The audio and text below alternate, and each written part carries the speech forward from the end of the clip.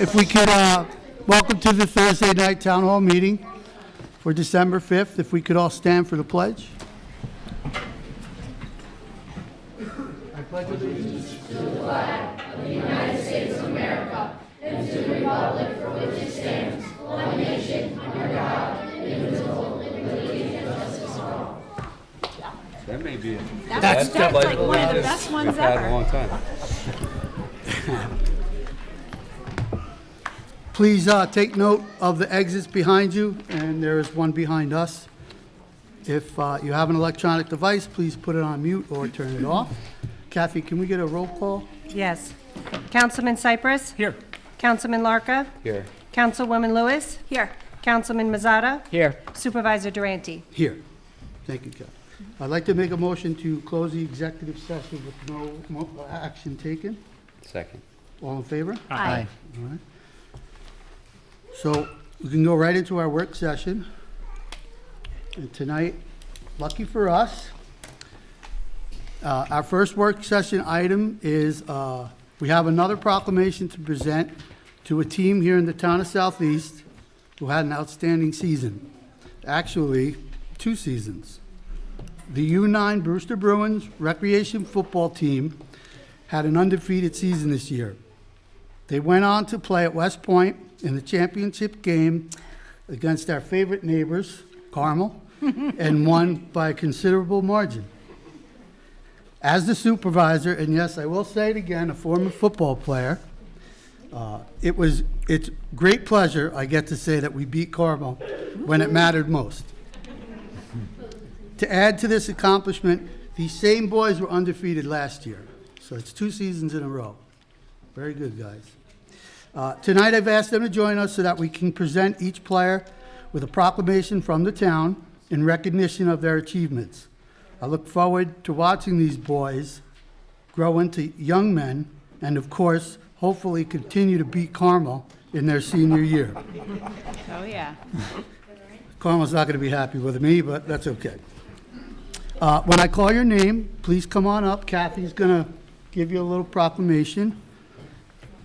I'd also ask everyone, please, to hold your applause to the end because we'll be here for 3 or 4 hours. Is that all right?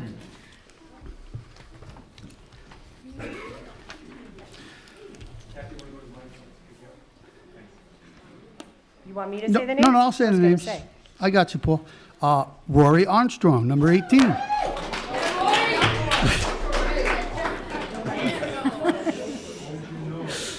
Aiden Blackwell. If you're not here, we'll hold on to it. We'll get it to you. We'll give it to your coach. Joey Bussault.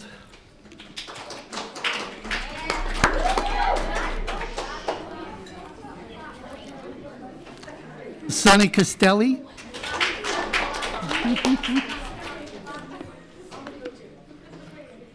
I hope I get this right. Enzo Chicatis.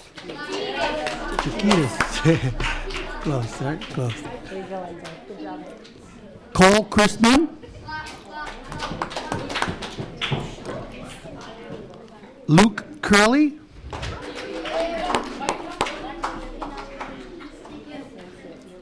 Zachary Fox.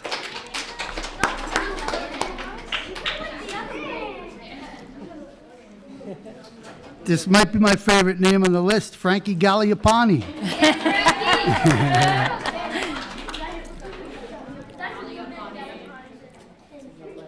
Brady Gonton.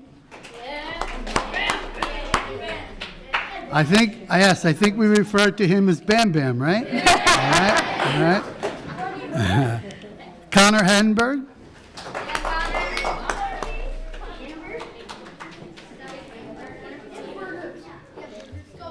Sebastian Leo.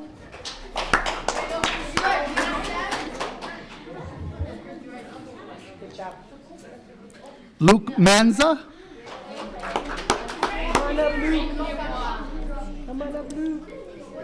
Connor McGregor.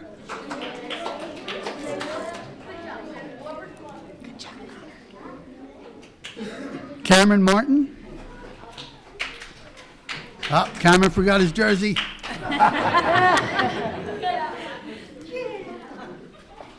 Lucas Martinelli.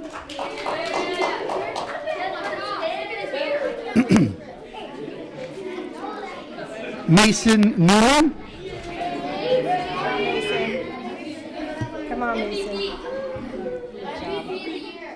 Donnie Pandacia,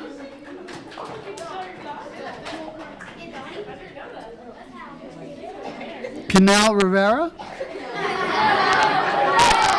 Not good?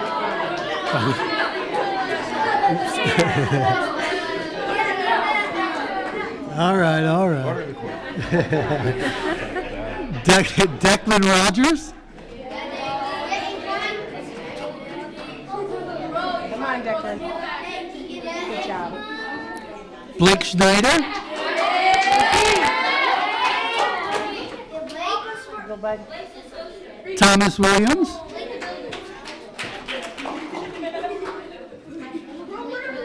and C.J. Wolkman.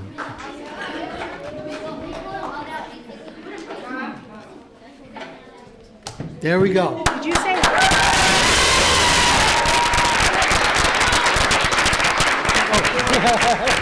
missed one. You missed one. Trevor Guante. Trevor. Sorry, Trevor.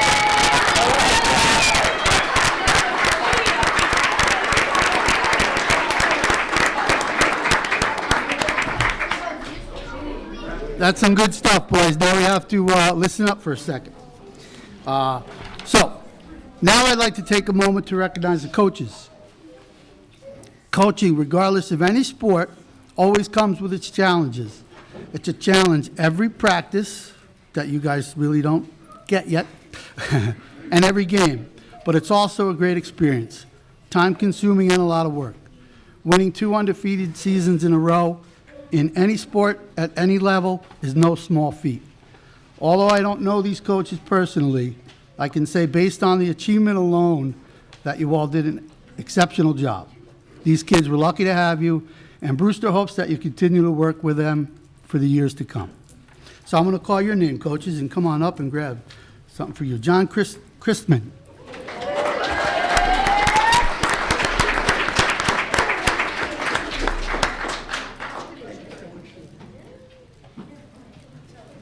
Frank Gallipiani.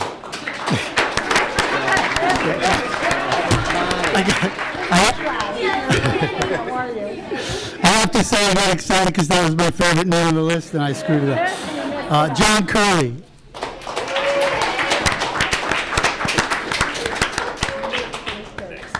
Mike Castelli.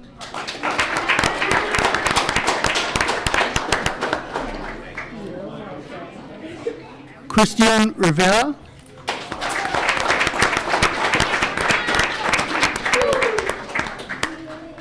And Curtis Mainza. Not even close. Mainza. We're going to change it. Okay, and the head coach, Jeff Snyder.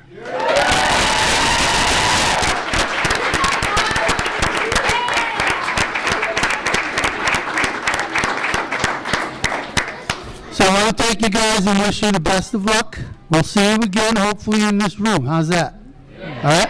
I am not going to let you stay here, though. I want you to go home, enjoy your families, and have a great Christmas. Thank you.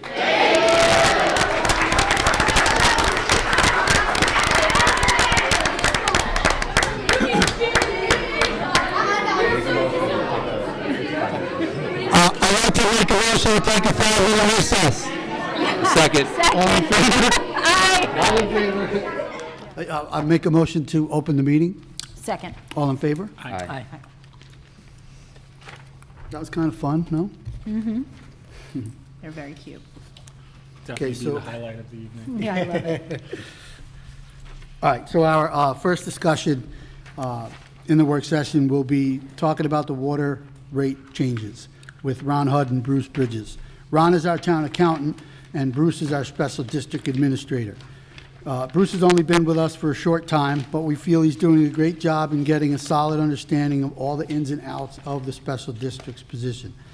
We also have VRI here to assist with any additional questions that may arise.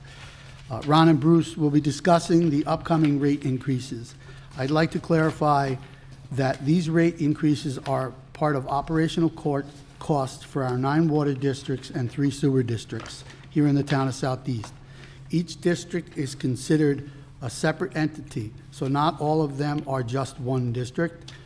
This structure is a state mandate which requires water and sewer districts to operate independently and be financed by the residents they serve. With that, Bruce and Ron, can you guys come on up?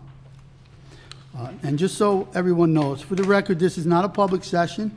We understand the importance of these matters to you all. However, residents are not normally able to share during a discussion. We will allow some time for residents to come up if you have a question. Please keep your questions brief and to the point. After Bruce presents the rates and provides some explanations, the board will ask him a few questions, and then if you guys have a question, you can come on up. All right? Go ahead, Bruce. Introduce yourself. Hi, Bruce Bridges, Special Districts. The various districts, the costs. First, we have Blackberry Hill Lighting, which is going from the current rate of $110 a quarter to $113. Bruce, do you mind if I interrupt you real Yep. quick? Nick, I think your laptop needs to be plugged in up here. Oh, so that okay. they can see it. Will, can you throw him that cord? Throw him a cord. That's not this cord? Behind the computer? I assume you mean this cord? Yeah. Or this? It'll keep Oh, going it just off. went to sleep? So there's one here. So take that one, plug it into the projector, and then plug your computer into this. This is plugged into something here. Both ends? No, just one end. Yeah. This is the other. Yeah. Here, I'll take it.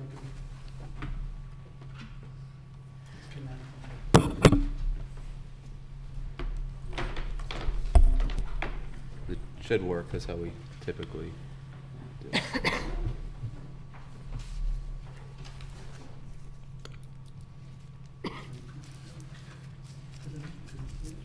Yeah. Sorry, I didn't realize. You plugged it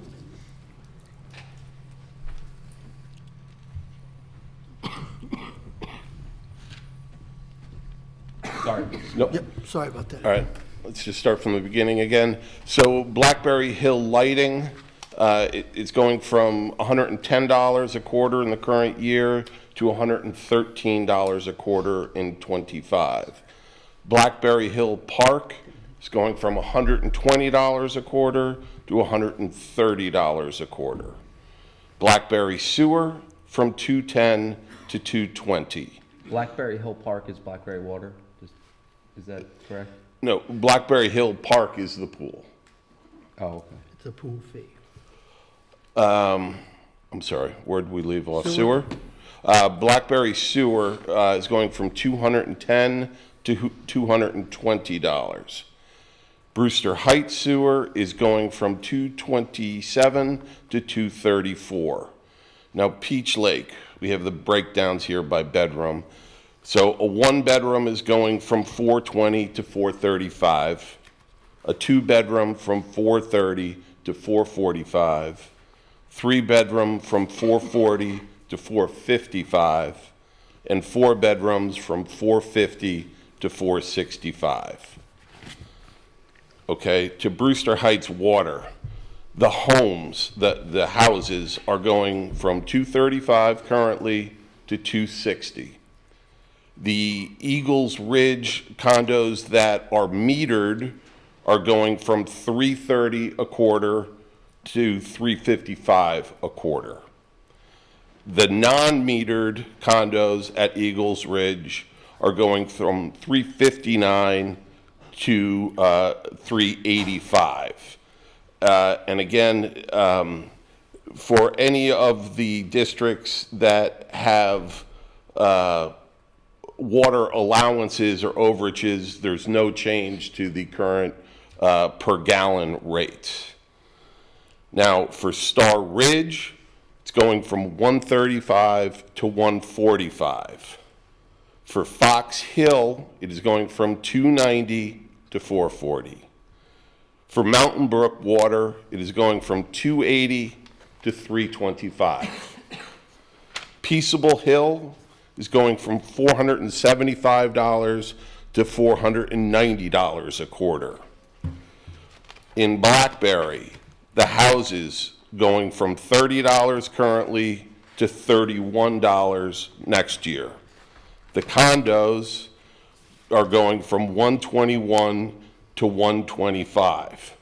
The condos are not, there's, let me skip that, just let that go. Hillcrest Water is going from 100 to 103. Springhouse Water is going from $670 to $690 a quarter. Finally, Birch Hill going from 400 to 450. Thank you, Bruce. Yep. I think Ron's going to give us some background. Yeah, I mean, I'll take Go questions ahead, from the Ron. board, or, you know, from, Do you guys have questions? Should I ask questions? Yeah. I don't see it here, and it may be here on, I just may not have had a chance to review it thoroughly enough. Last year, we changed a lot of our billing processes to go to a per gallon rate. So those that use more would pay more, those that use less would pay less. And I believe that's how, I think Rod at the time said that's how really all districts were handled, not here in Southeast, but in other areas. When we had done the budget for that, it was my understanding that Rod built in a water conservation, meaning that, and I'm probably not using the right term, that if people knew they had to pay for water, they would use less. And that would be, I think we built a buffer in about 10%, I believe. So my question is, and you may have to get back to me, and are we using are the users in the districts using 10% less water? And if not, I would think there would be more revenue. And I know we're not fully done with the year, but if they are, or if they're using 15% less, you know, that would be an even bigger problem. So is that something that you can answer? yeah. Like I said, we only have really 3 quarters worth of history since we changed the rates. And surprisingly, it's a mixture. Some of the districts, the first 2 quarters, the first quarter of the year and the third quarter of the year, no, I got that backwards. From January 1st through April, some of the districts went up, some went down. Probably one of the surprising things, but then when I think about it, the summertime, the usage went up compared to the same time the summer of last year. Every district went up in the Drought. summer. 'Cause it It was didn't rain. very hot in the drought. So I think that's what accounts for that. But the first 2 quarters, most of the districts did see a little drop in usage, but not as much as I expected. And then one of the quarters, I think it was the second quarter, no, I'm sorry, the third quarter, some districts went up, some down. So it's a little inconsistent, and that's why I was recommending let's not touch the gallon structure until we get a little more data, so we can make a decision, you know, is the usage going down? Is it going up? Is it a fair statement to say then that we don't know what the result of this rate change will be in terms of revenue on a full year? And when would we know that? I will know by January when we get the fourth quarter readings. Okay. Then I'll know, I can compare the usage for the full year to what it was in the past. And then we should be able to determine whether, you know, when we base when we make up the rate for, like right now, for every gallon you use, you're paying a penny. Well, if we see the usage dropped, we may have to increase that slightly, or we can play around with the base rate.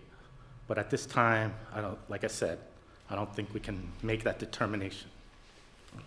Theoretically, Ron, if usage was up in the summer, we should have had more revenue. So is it fair to say that these rates might have needed to go up more next year without that? Or did you not take that into consideration at all? No, I did look at the 3 quarters that we had so far this year, and it's wildly inconsistent. Some districts, like I said, went up. Surprisingly, they went up, well, no. Most of the districts in the first quarter and the second quarter did go down. But there are some that went up. But like I said, every district did go up in the summer. So I think, like I said, I think once we get December's numbers, then we'll have a pretty good idea and then, you know, we can make a judgment, you know, probably not for next year's rates, but the year after, we'll have a really good idea whether we need to really take a look at, if the usage drop, then we might have to up the cost per gallon. Thank you. So, Ron, how many of these districts would you say are basically in the red right now? We only have one district, Fox Hill, that's in the red, and if you notice, they're the ones with the biggest increase. They're going from 290 to 440. This district is very small. There's 33 people, residents in that district. And they've been running a deficit for probably the last 3 or 4 years. Each year we try to look at it. We raise their rates a little bit, hoping that that at the end of the year they wouldn't have a deficit, but for the last 3 or 4 years straight, they've been having, and I could tell you what their deficit is. What it would is like going to into this add- year and projected at the end of this year.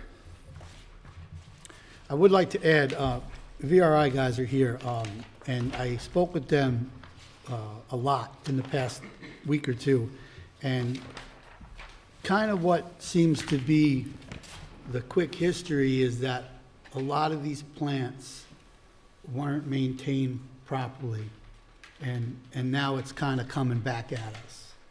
You know, some of these pumps are pretty old that are breaking, and, you know, there's not much we can do. We have to replace these pumps. I think each district has at least 2 wells, right? So we have to maintain that because there has to be a backup for the district. If one well goes down, you know, we have to be able to provide water. Ron, did you figure that out? Yeah, Fox Hill, at the end of 2023, was in the red by 45,000. I project that this year, at the end of this year, they'll be right about that $45,000 in the red, and we have to make up, now's the time we have to make up that deficit, because we can't keep carrying the district.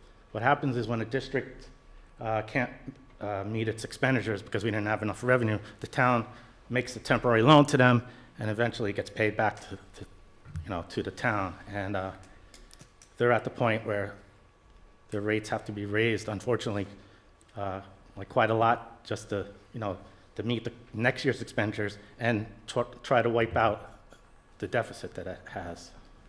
Ron, I know it's not a ton of money, but when it's only 33 people, it is. Is there a different way we could have handled that pump repair for $16,000 to spread that out for them? Well, the only other way to spread that out is to bond it.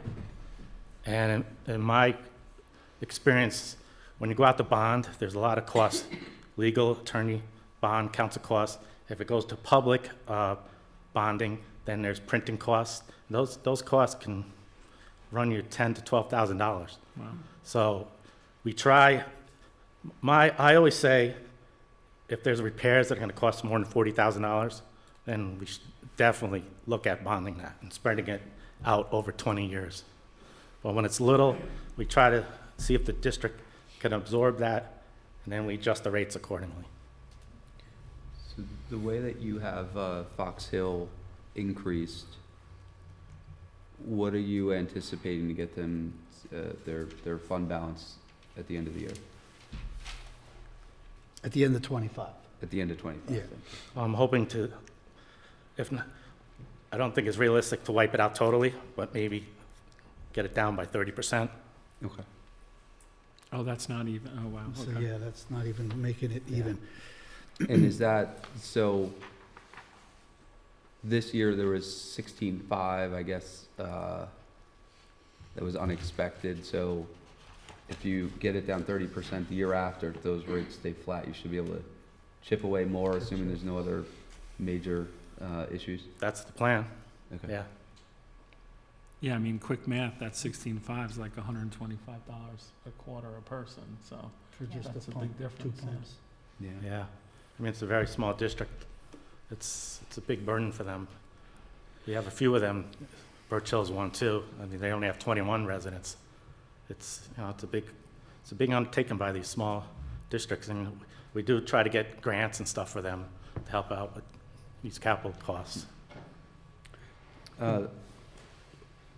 Ron, and maybe this is a question for you, Bruce, but on Brewster Heights Water, our favorite water district, there's $1 million here to replace the 3 sand filters, and I've been out there, and VRI gave us they actually opened the plant to the public, they walked us through, they showed us the filters, they're kind of rotten, and they need to be replaced. So how much have you built into the rate for the $1 million, and is that something that we should start to seek grants and bonding for? Yeah, let me just look at this real quick. We raised Brewster Heights about 10% for the homes, 7% for the Eagles. A little part of that increase is to start planning for that down the road, you know, to cover some costs. But obviously $1 million, that's a big number, which would most likely be bonded. Okay, so you're trying to build a little bit of fund balance to cover that, but not the full $1 million, and we will go out to bond and apply for grants. Correct. Also in Brewster Heights, we've got the 240,000, which we don't know what that's gonna wind up being, but, Nick and I did meet with, Senator Harcum to try and get some funding, which we were unsuccessful. He referred us to the DEP, and we were waiting for the project to be finished, to ask them for money. If, and maybe it's unlikely, we get money from them, will that help this? So in other words, did you build the $240,000 into this? No. No, you didn't build it in. It's partial, it's part of it, very little of it, because that, you know, it's better to raise the rates a little bit to start preparing that, because when that goes bonding, they're gonna have that Yeah. additional cost. And Bruce, if we, and, you know, I'm very hopeful, we can get some funding. It's such a small amount compared to the project size. If we can't, can we bond that amount even though it's already been spent? Again, I yield to Ron, I don't know if we can. I think we have a You year. have a year, after the project is totally complete, from start to finish, done, everything's, documents delivered, we sign off on the project's complete, got a year and a half to bond. So we won't sign it? Okay, all right, that's helpful. Let me ask you this, if we have to bond it, would you recommend that we, you know, not drag it out, but when the job is finished, we have a year, then we get close to having to replace those 3 sand filters, are we better off bonding both of those numbers at once? If we can, yes, definitely. When you go out to bonding, as I said, there's a lot of costs. The more you can jam into a bond bid, or, you know, when we go out for bonding, if you put a whole bunch of projects together, it definitely saves money, So that's something we should definitely consider too. yeah. Yeah, and that's, Bruce, who's in charge of that? Like going out and getting these bonds and staying on top of that?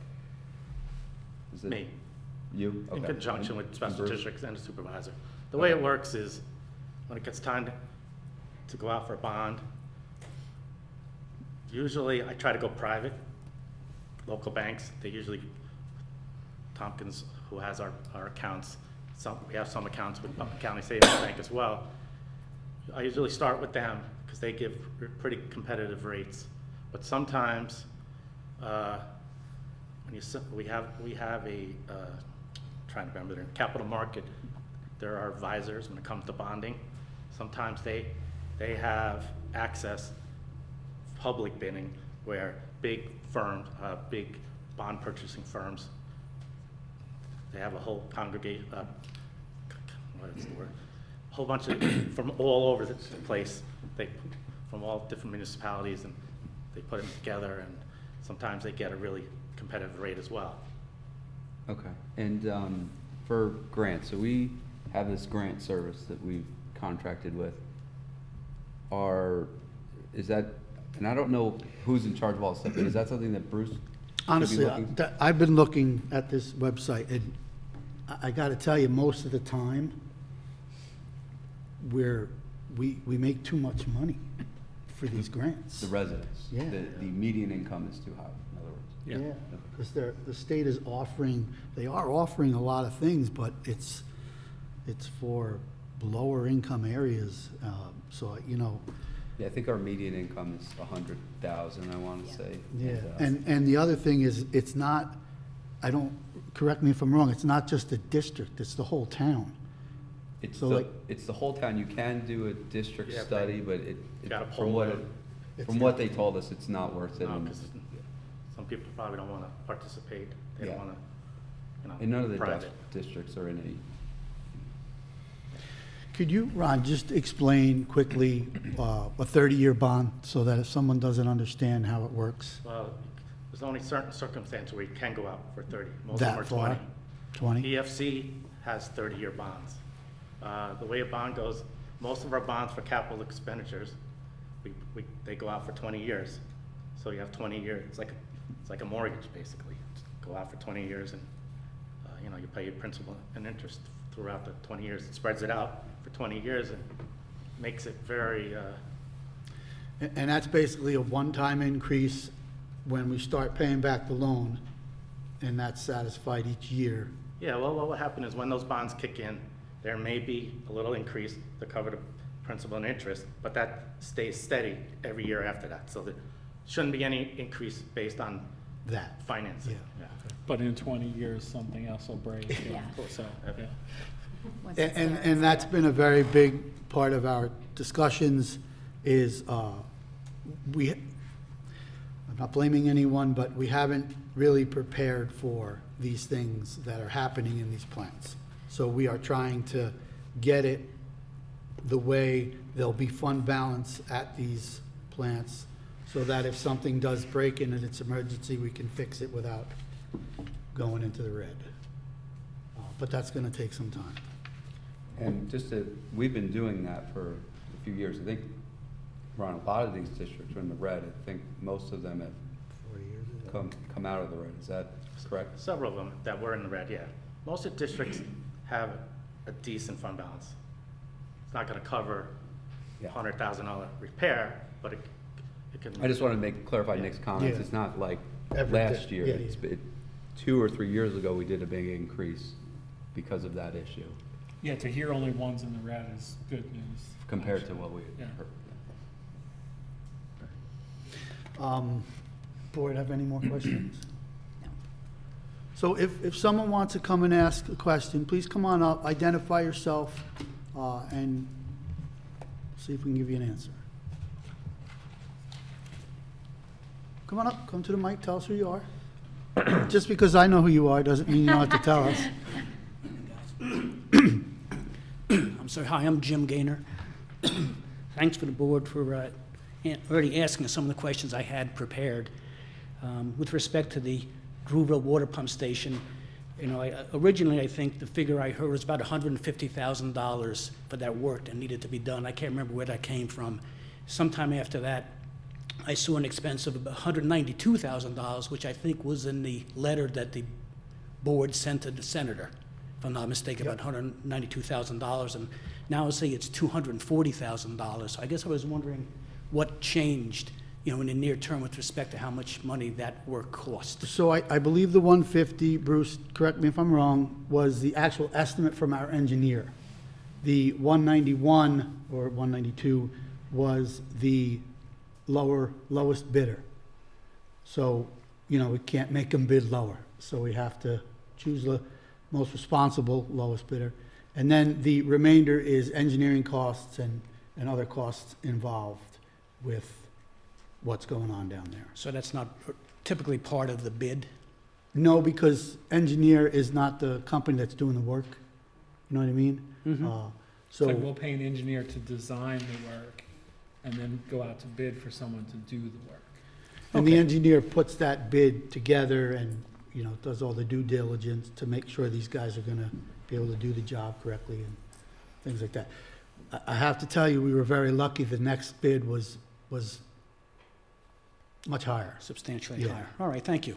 And one thing that I think, I don't remember the numbers, but one thing that I think might lead to some of the confusion about different numbers you've heard is what part of that project is because of the New York City reservoir versus upgrades we're doing at the same time because it's more convenient to do them. So, you know, there's something that we feel like you shouldn't be responsible for at all. That's what Yep. they're talking to Senator Harkin about. And then there's some stuff that we're doing just to improve the building, so. Okay. I had also sent an email to the senator's office. I also did not get a reply. So, Shocking. yeah, yeah, shocking. And we haven't given up. We're still gonna go after them for some of this, Okay. yeah. And I guess I might ask, I mean, do we have any leverage with anybody in this, the DEP? Certainly not with the senator's office, I guess, but, you know, you had mentioned the amount, what's this, $200,000 compared to 1.5 billion, I think, the total cost of the project, which is, Well, and it's My not math- paid now. It's Yeah, probably for 2 another billion. year. yeah, so I mean, literally 0.01%, 0.01%, nothing. So I don't know if we have any leverage with the DEP at all on this matter, but, I wouldn't say so much leverage, but like Eric said before, at this point, we're waiting till the project is done to see where we're at. And like Harkin's office pushed us to DEP, so, you know, we're not 100% sure who we're gonna try to, you know, basically have us help. We're just gonna ask for anyone's help, really, at this point. okay. And there's been some issues with the project. I mean, you know, just to be transparent, I'm sure you saw the water trucks and stuff, so it's, you know, we had a call scheduled and we postponed it till we know that it's done properly because things keep popping up with that project. Our project or DEP's? Both. Well, Yeah. Okay, because that was, Mostly ours. But we're worried about us. It We're was- not worried about them. sure. That was one of the questions, I did see some water trucks delivering to the station. I didn't know why that was, so I was gonna ask that question. So I don't know much about this, and maybe somebody else wants to answer it, but the pump that they put in, they had issues with it, and they had to truck water in to fill the tanks. I don't know if we want to go into the engineering of that or not, but that's all right. Basically, what happened was the first pump that's been working for, I don't know, 20 years, 30 years, something, the reservoir was getting too low, so we had to put in a temporary pump. And the reservoir got so low that the temporary pump basically got seaweed in it, and it didn't work. So while we were trying to fix that issue, we had to make sure you guys had water. So we had Durkin deliver water while they were getting that back online. And the temporary pump, is that the one that is scheduled as part of the normal work for the DEP project? I mean, that's the one we were really paying for, that we needed to do. Yes, and that's the one we want to try to get our money for. But in the interim, since this all started, now we have spoken with the DEP, and when I say we, I mean Bruce, VRI, our water contractor, and Delaware. We are making that pump a permanent situation, so that if one goes down, we do have the second. Right, right. So the second pump failed already.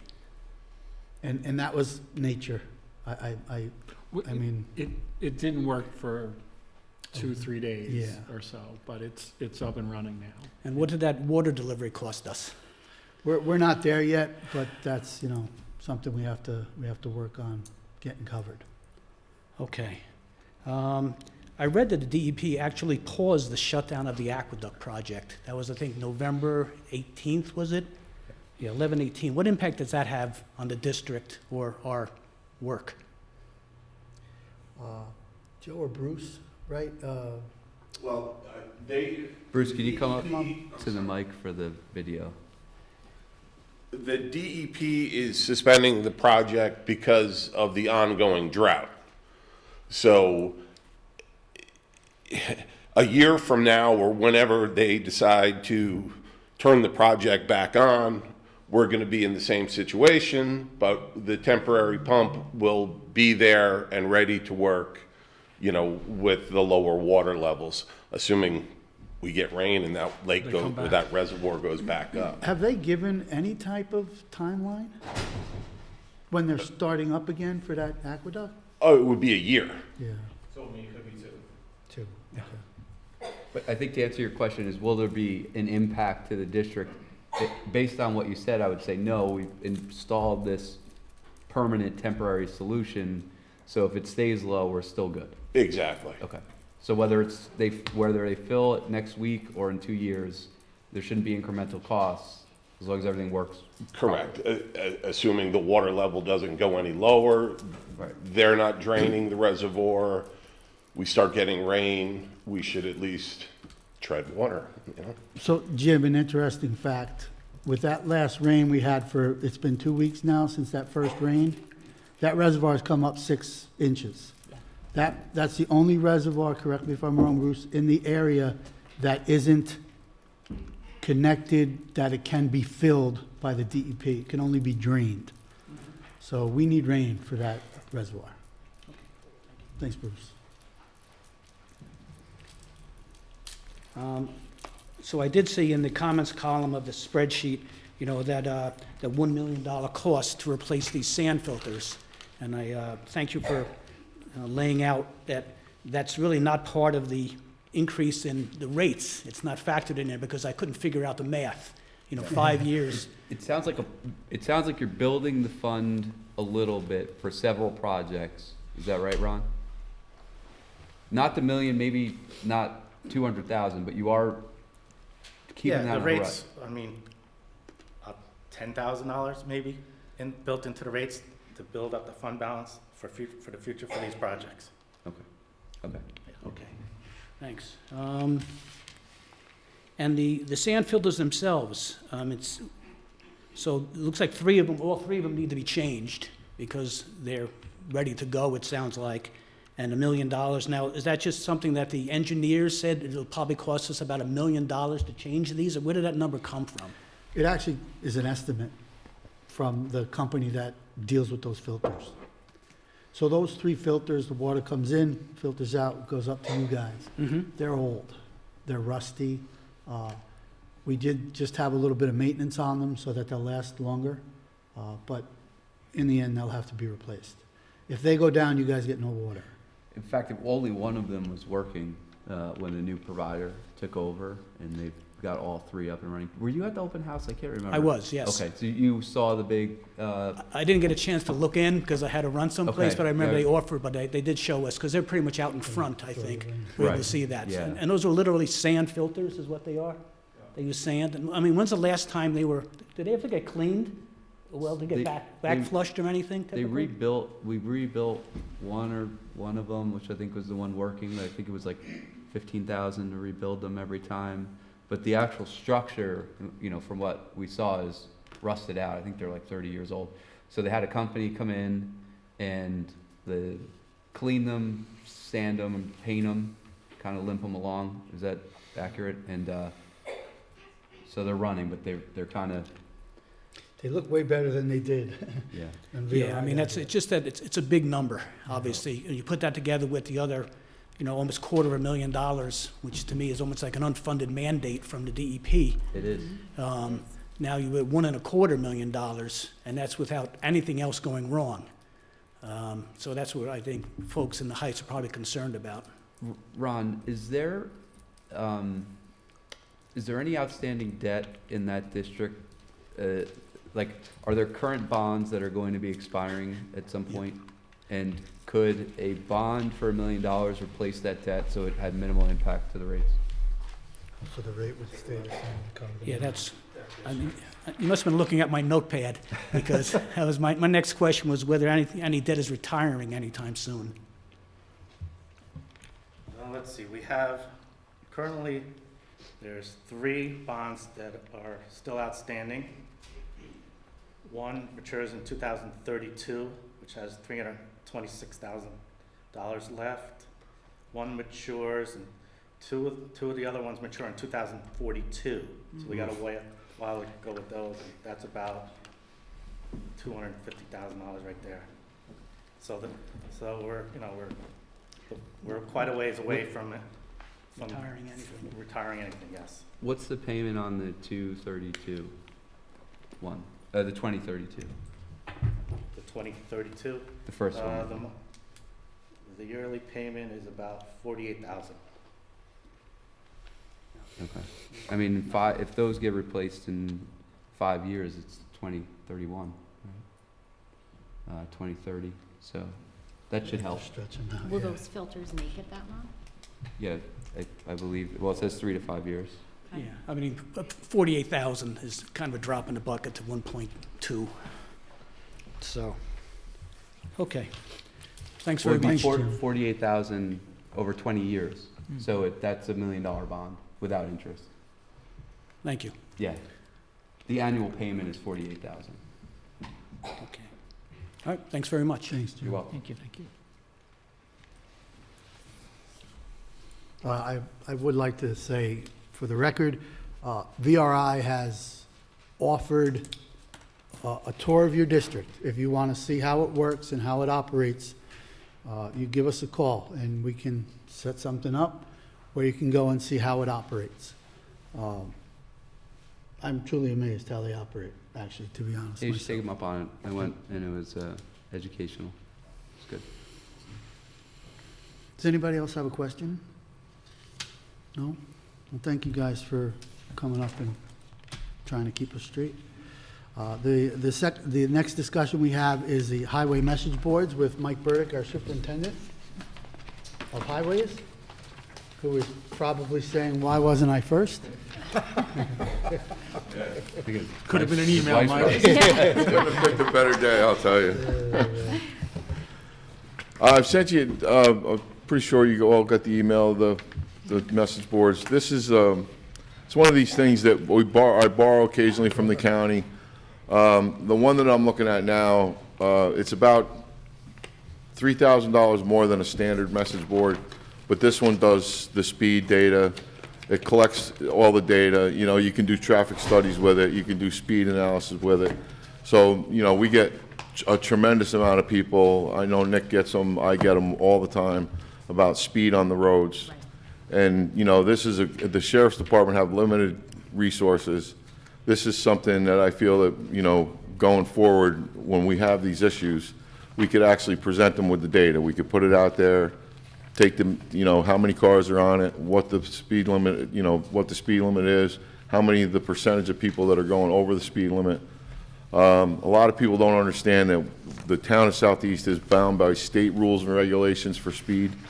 We only have one road in this town that the town owns that's over 30 miles an hour, and that's Star Ridge Road. Every other town road, the town roads are 30 miles an hour.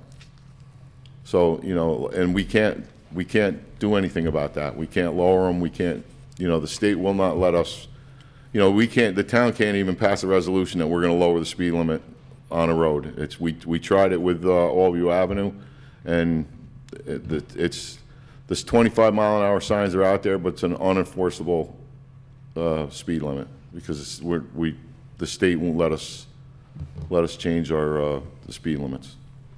Like, you know, you kind of understand that, because every town would just say, hey, you know, we want all our roads to be 10 miles an hour, or 15 miles an hour. So the state kind of picked 30 miles an hour, and there's only there's a few towns in the state that they actually can change the speed limit by resolution. Mike, do you want this more for the speed issue, or are you gonna use it for construction? Well, I'm going to use it for the first one that I was going to originally put out was just going to be for just a message board. That would be for construction projects when we're paving or closing a road for pipe installation or anything like that. And then when I found this one, you know, it's a few $1,000s more, and I was thinking that, you know, this may be a better option to expend a little bit more money. This is on the Sourcewell contract.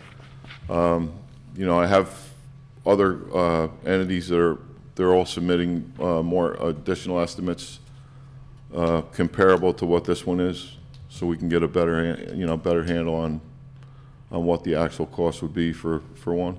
You're looking for one?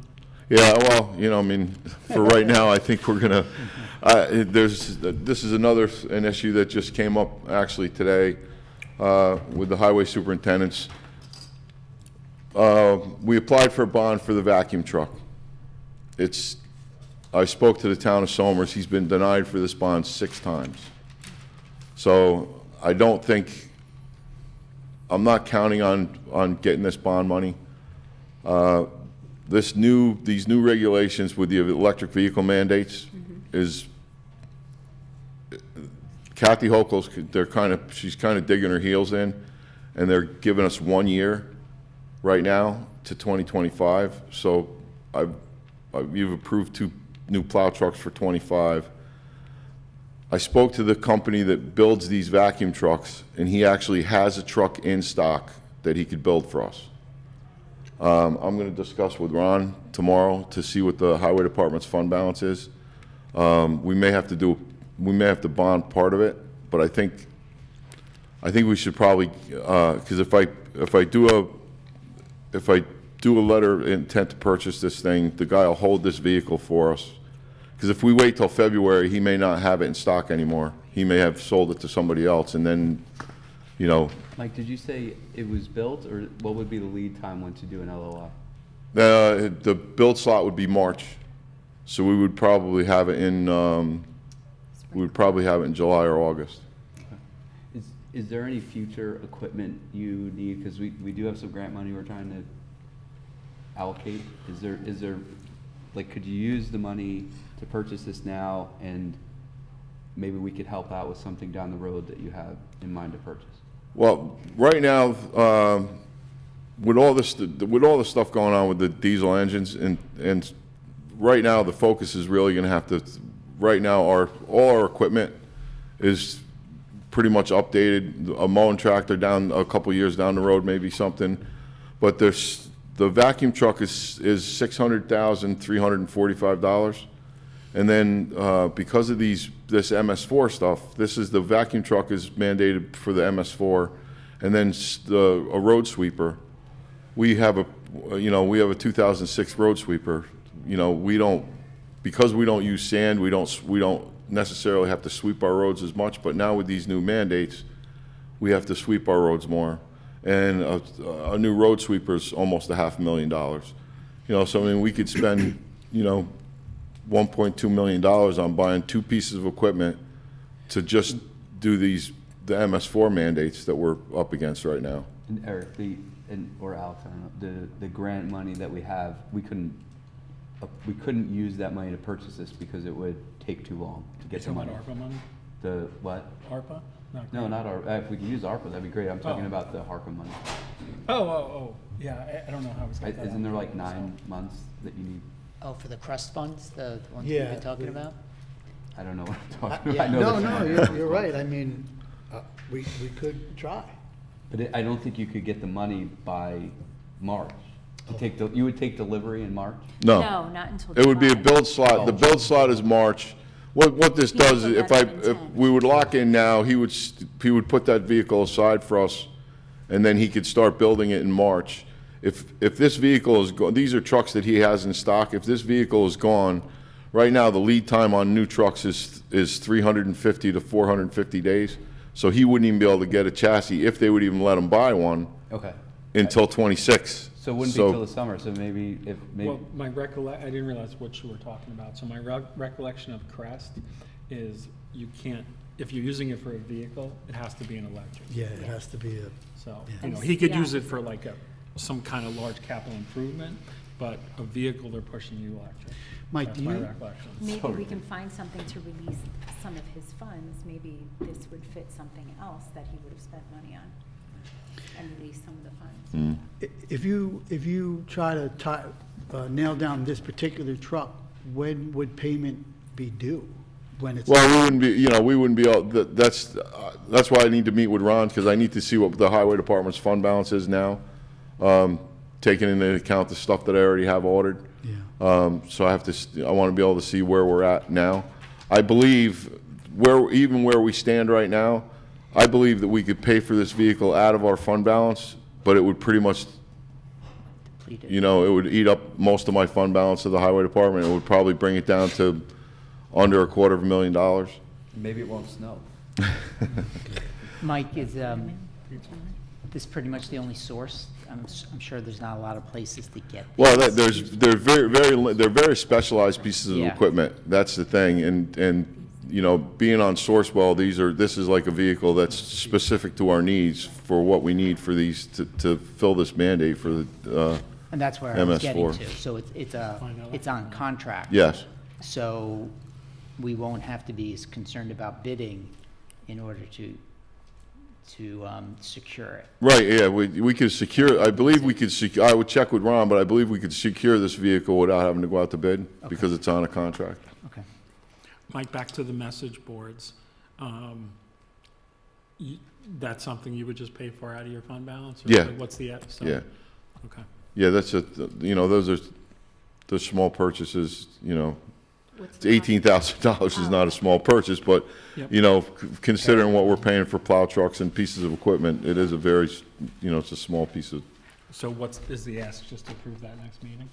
well, we don't, you know, I mean, I can put it back on, you know, we can put it on the agenda for the following meeting. I just wanted to get everybody's feedback on this and, you know, and we can, we'll, like it, yeah. you know, the special districts would be able to use it for events for, you know, the recreation department would be able to put it out and use it for events and things like that. And right now, you borrow the counties Yeah. when they're not using it.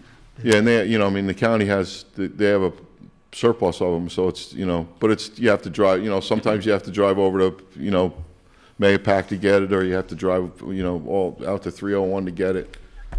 So Mike, okay, so I'm fine with you moving forward with that, and I keep changing topics. Anything else on the sign? I just wanted to close this out. Yeah, all right. Yeah, no, You're right. we're good with What's that. so you'll let us know about the vacuum truck and? Yeah, I'll work on this and we'll, if we can get this worked out, I'll put it on the agenda for next meeting. And that'll then, be sufficient time to get the letter of Yeah. intent out? Okay. yeah. Yeah, I spoke to the contractor today. He updated the quote, on 2025 pricing. So I have the accurate numbers that I could go into and sit with Ron and figure this out. Okay. All right? So just to help me understand, if we do get this grant we applied for, we can still use it. Right, well, yeah, that's the thing, because we're not gonna have to pay for this thing until probably till August or So, yeah, you're just September. preparing So us. if the grant money comes through in February, we don't have to touch our fund balance. And it's actually it's a 75% match. Yes. So they would pay 75%, so we would still have to contribute some of the money, but substantially less. 600,000, Yeah. All right, anybody else? No, I I'm good. have a little bit of a complaint. Okay. The guys got up here kind of late to plow today. Well, unfortunately, that shot of snow that came at 6:30, everything was done. It was We were after clear. the It fact, came yeah. at 6:30, and it came so hard that I ended up having to plow at 6:30, 7 o'clock in the morning instead of at 4 o'clock when we came in. Originally, it was fine. It was just one of those things that, you know, I mean, I didn't expect it to come like that, and it just, Honestly, quick Mike, at and- 6, I was sleeping, so I didn't know it was already plowed and you guys came back. yeah, well, from 9:30 to 11:30, they were there, and then from 3 o'clock, they started rolling back in at 3:30, and then we were back on the road at 4 o'clock, and, They were yeah. out on the roads last night spreading that Oh, yeah. stuff, yeah. you know, unfortunately, a storm like this, we had to apply salt 3 times. Yeah, You know, that could cost $50,000 or $60,000 worth of material. Usually you get a foot of snow, you put a little bit of salt down in the beginning of the storm, and then you plow and you plow and you plow, and at the end you put some more salt down and you're done. You know, and you've spent less money on a storm that was a foot long, you know, a foot of snow instead of, you know, an inch of snow. Because every time you have to apply material, as soon as it starts sticking to the road, everybody's on the phone. My road is white, how come you're not, you know, I had one this morning, nobody's been on my road. We've been on your road 3 times, once last night at 11 o'clock and once this morning at 4 o'clock, you know, so. So with that bad ask, the good ask is, a few people have actually called my office and said the roads are fantastic. You guys did a fantastic job this summer. Most of our major town roads are in great shape.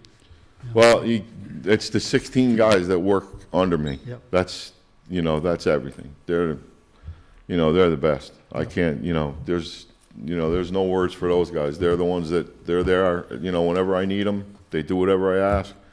So the residents are very fortunate to have a group of guys like that. They're a good crew and they're a nice crew. They're Yeah. always polite, Very and, polite. patient. Yeah, they're good people. More All right. new- Thanks, More man. new roads next year. Yeah, well, you know what, while I'm up here, I just give you this. I just want to give you something to think about. With the money that's funded from the town, I can pave 1.5 miles of road a year. That's money that comes in my budget every year. I do more because we get money from the state. The only problem with that is that state money is never guaranteed. It's the number changes every year. Sometimes it goes up, sometimes it goes down. So, a lot of residents, they don't understand, how it is. It's, 1.5 miles and we have 89 miles of road. So, if you put a pavement schedule out, there's roads that could be done 3 times in that time frame because of the amount of traffic that they get, the weight of the traffic that they get, compared to, a short little dead-end road that has 3 houses on it. You pave that road and it could last for 30 years, but you spend $500,000 on Brewster Hill and it might last 10 years because of the amount of traffic that it's, Mike, what's a mile cost? I was gonna ask the same thing. It's about $150,000 a mile. That's with us doing it. That's, and that's at the current pricing. The current pricing is, who knows what's going to happen with And that. that's an already prepped road. It's not. Yeah, that's not including, when I have to replace the drainage and Right. all that stuff. So it's, that's just the asphalt.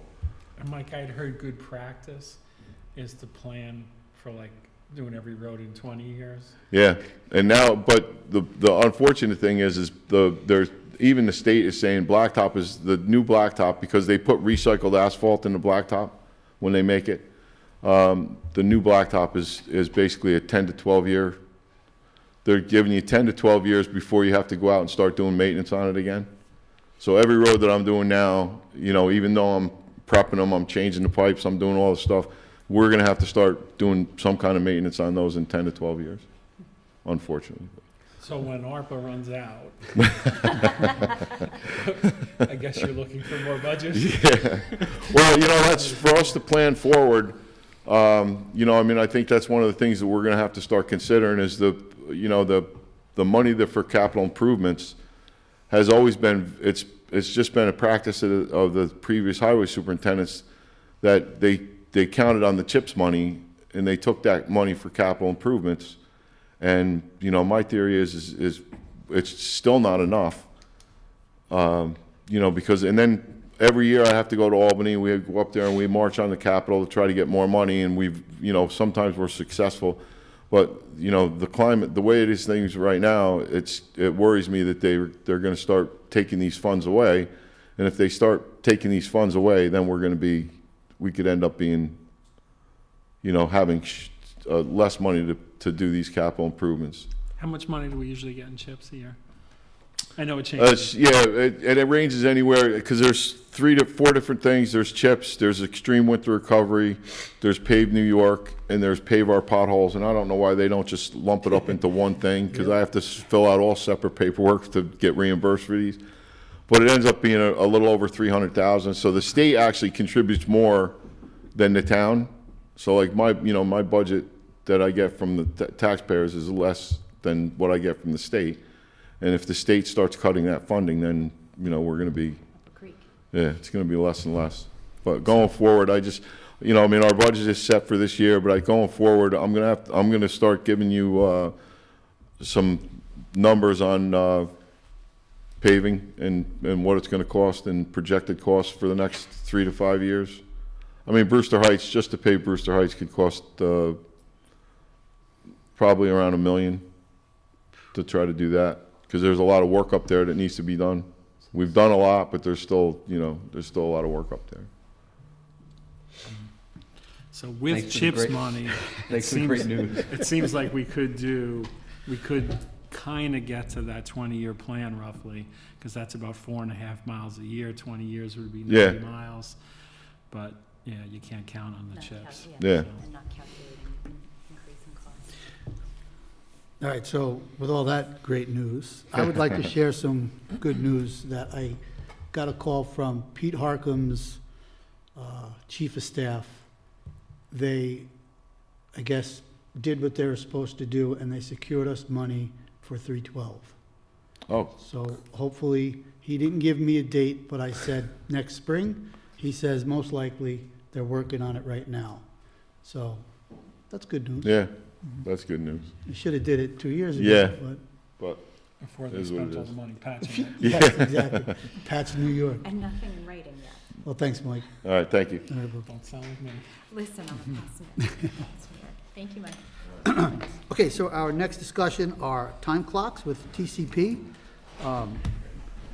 So what our plan is to go digital for our time clocks. It's a highly based software time recording system, which is gonna save us some time in accounting. And one of the bigger ones is for our summer hires. It will make things easier on everyone involved.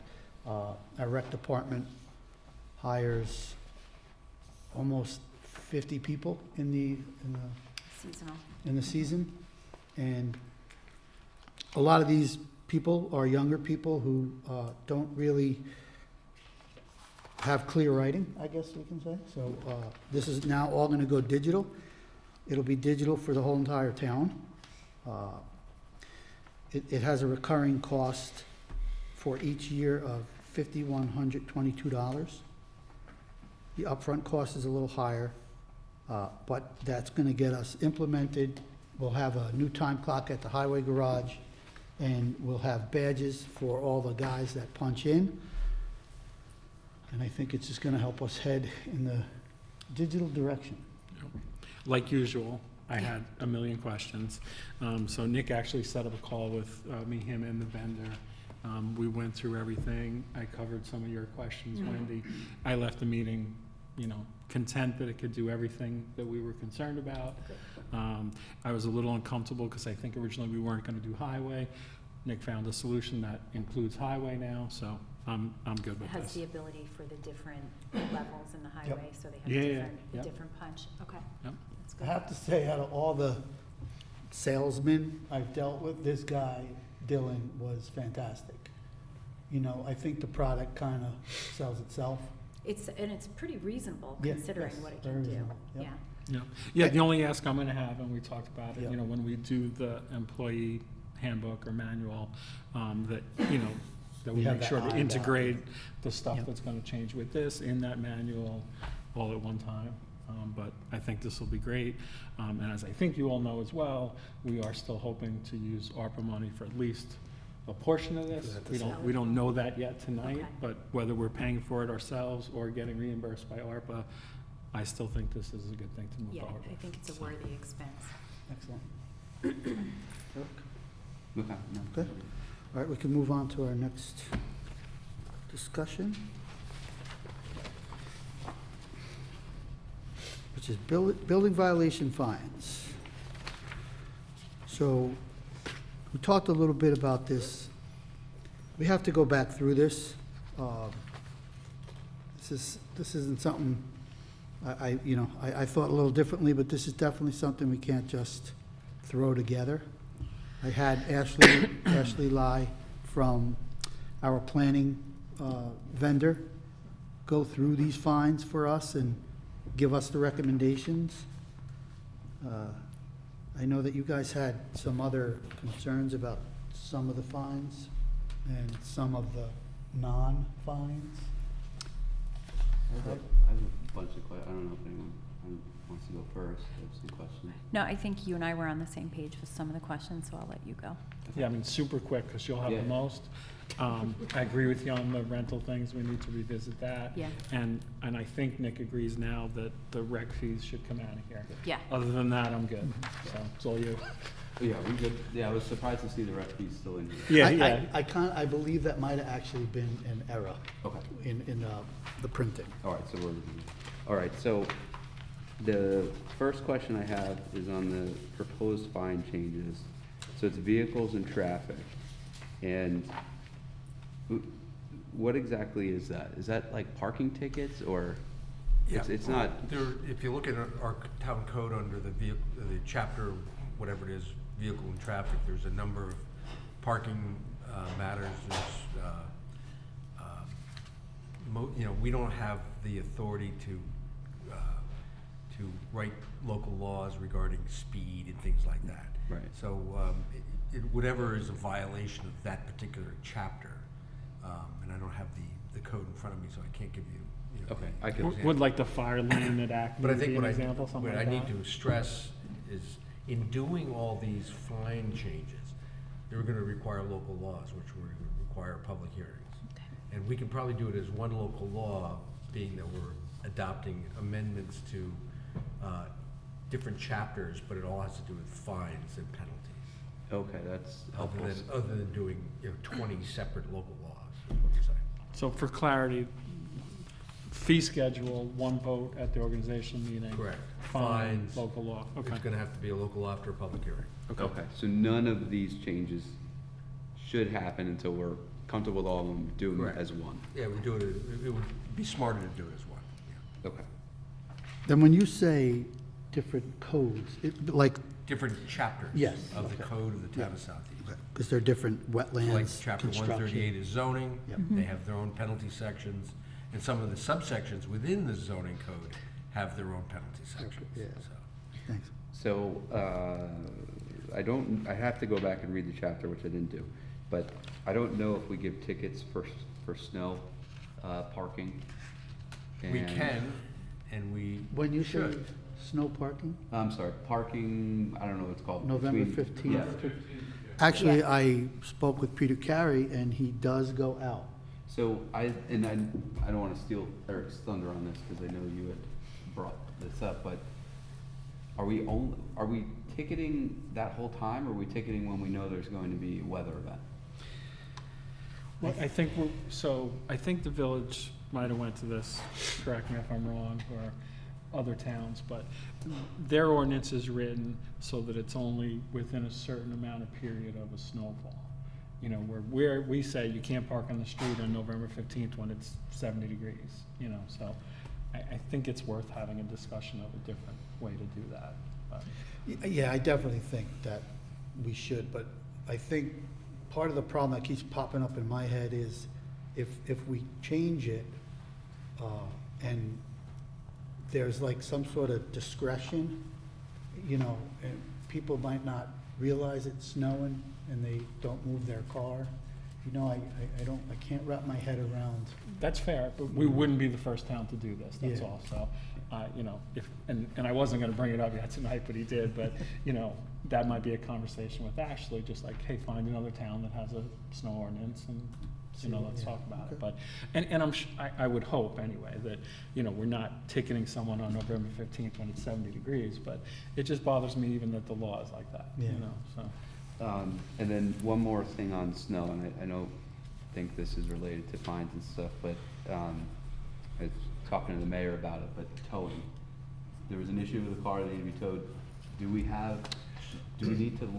Should we have a tow company, a contract or something with a tow company? Because I think we tow during the snow. Well, actually, I asked everyone, and we have not had a tow contract for years.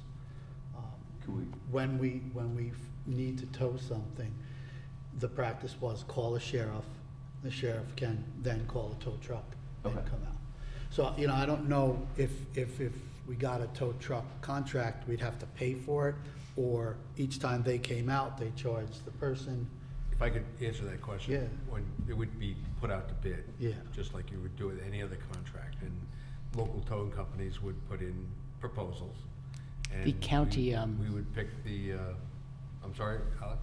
I know the county puts out a bid every year for towing. You might be able to piggyback off of their award winner. It would probably be worth Do you looking into pay that. for use the service, or do you pay a fee just having the service available, do you know? It is, when I did it, it was per mile. It was a winch rate plus per mile, so it's So not a only flat if you, fee. right, but if we didn't tow a car, we pay nothing. I think Correct. that's what Nick's question Correct. was. Yeah. Yeah, and I think the village, and I don't wanna put anyone on the spot, but I think they may have a contract that it's free, but the towing company gets the fee or something like that. I But, think okay, they're maybe we can look into it. Yeah. Mhm. Okay, we don't have to solve it right now. There is actually a provision of the vehicle and traffic law that requires, if you maintain parking facilities, parking lots, which we have 2 that we maintain, that there is supposed to be a towing company that is. Accessible. Well, it's not even accessible, but you have to notify in the parking lot that if your If your car car is is towed. towed, you've gotta contact this company Yeah. or this person. Could it be the sheriff's office number? No, you know, this is, Has to be- I don't think the sheriff's office would like that, to tell you the truth. Probably not. I would, Okay. maybe you could ask the mayor and, afterwards. I Yeah. think they have something set up. Okay. All right, so that was it for the fine changes. So for the fee schedule, the reinspection fees, I noticed on the first page, it's $30 for permits. On the second page for gas, I think it's $75, and I thought I saw another one here that was different. The re-inspections, the highway's $150, but $30 seemed low, just knowing what our employees make to send them out Okay, there. yeah. I think that that would cost the town money. So I was thinking like $50. I don't know if Ashley or anyone else has. Is that on a reinspection fee? I have to ask, maybe Pete knows, is that the yearly reinspection fee, or is that if we have to just go back out? I make think a it's a permit, reinspection? so Yeah. it would be if my How many framing of wasn't, it? my Yeah. framing wasn't done right and I have to come Okay, back out. yep, okay. Let's see, the accessory apartment renewal and rental occupancy, I did get a lesson on this, and it was confusing. I think we need to take a deep dive on this in particular. Yeah. And not pass it as part of the fee schedule. But I know Wendy had brought this up. If you look at the fines, the fine is $250, but the fine could be imposed more than once a year. It can be weekly, I think, Right. the way the code is written. The accessory apartment renewal, that is for like a mother-daughter type of situation. It was $300. It's proposed $600 every 3 years.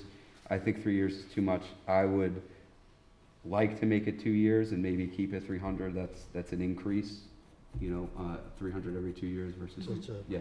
But we percentage can, increase. we could talk about that. We don't need to make that change now. Rental occupancy, I didn't understand the difference. Rental occupancy is really kind of rental registration.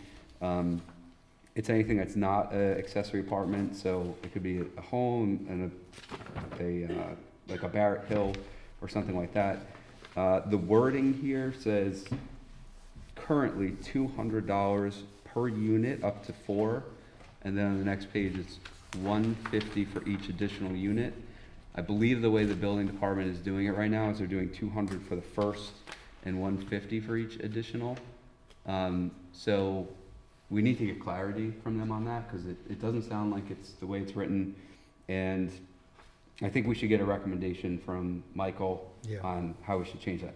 Right. Ultimately, I think the 200 should be 300. I think it should be every 2 years. I don't see why there's a difference between the accessory apartment renewal and the rental occupancy. It's both inspections. The inspections are different, but they're both inspections. And then, how that escalates in terms of the quantity of units.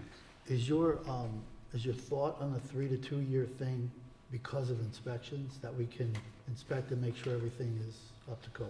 Yeah, 3 years is It's a long time, you can change long time, yeah. lines 3 Yeah, I don't think it was a revenue play for him. Yeah. He Yeah. wants to inspect it. Safety.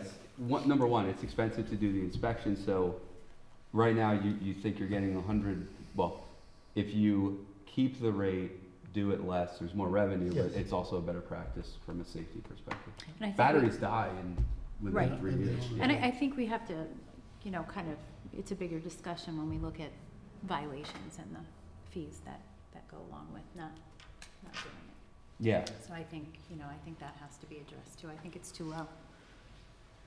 All right, what else did I have here?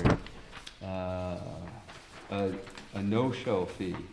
So I talked to some employees in the building department and Mike, There are a lot of times when there's inspection, and Oh, yeah. it gets canceled, and we've allocated, our building inspector's time, blah, blah, blah. I mean, you make a dentist appointment and you don't show up. They're charging you. You're paying. Yep.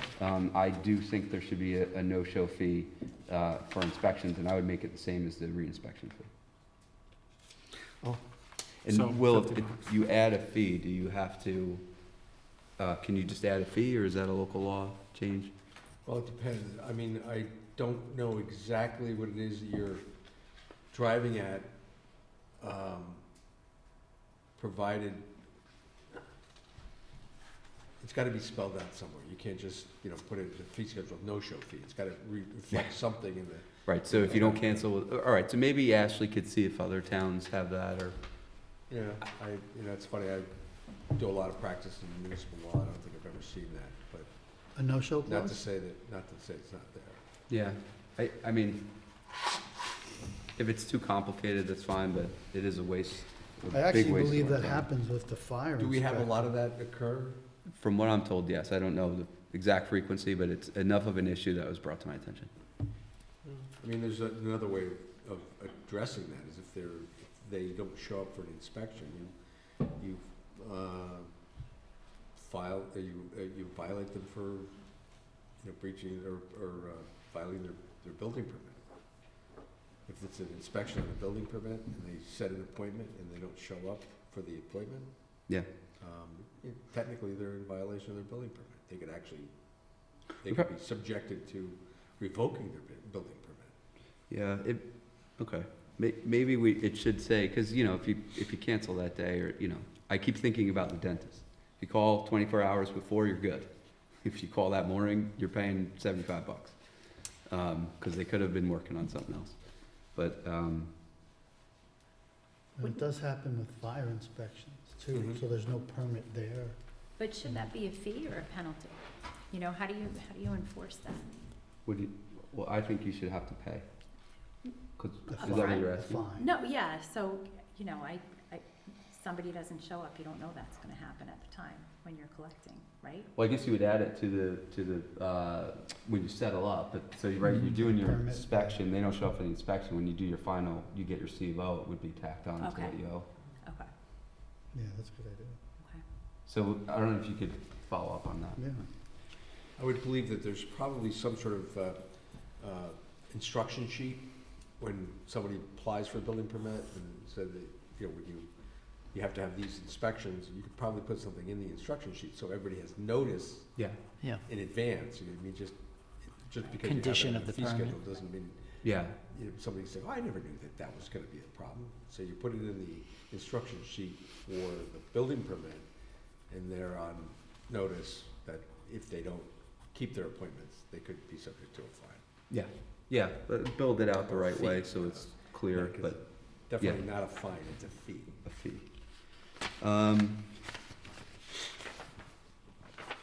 I would like to I think that's all I have, sorry. point out a correction. We still haven't figured out how this happened, but for the parking permit fines, the was number, That was Fees? fees, I'm sorry, fees. The was number, actually, these numbers changed in 2019. So the first one, the resident annual one car, that's been 402 since 2019. Okay, so you're not recommending any changes No, there, though? no. Our parking administrator said that those fees are good. Okay. I didn't have anything else. Excellent.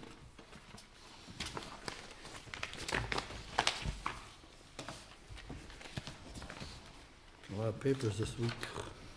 A lot of color, too. Yeah, sorry.